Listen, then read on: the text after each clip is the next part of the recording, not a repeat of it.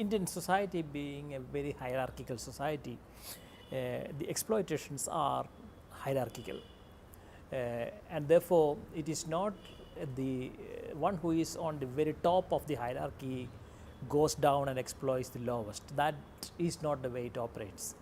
The exploitation is layered. So the one who is on top of the very hierarchy, he will exploit the one who is next below, and that exploitation takes place in different ways of oppressing him, paying him less wages, demanding extra other things. Similar kind of exploitation takes place at each level. If we have to see the cruelest form of, or the extreme form of exploitation, we have to go to the very bottom, and then you see the exploitation that happens is on the bodies.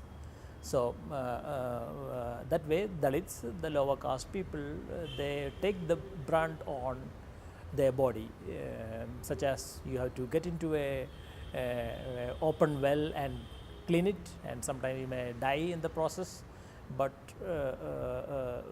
that's what you are destined for. To clean a landowner's well, you may have to die, and you are not entitled for any other rights. Other identity which is experiencing extreme exploitation is gender, of course. In India, you would see violence against women as a very common form, particularly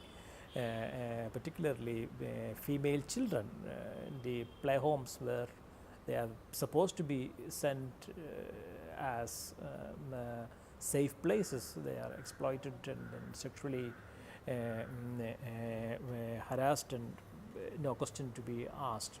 Of course, the third form is that of in India is that of the distinction between rural area, which has got about 60-70% of people still engaged in agriculture, but producing very little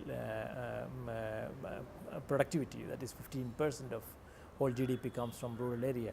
So that remains. So these three markers, that is being Dalit, being woman, being coming from a rural area, these three are different forms of exploitation that generally you can call what exploitation in India would mean.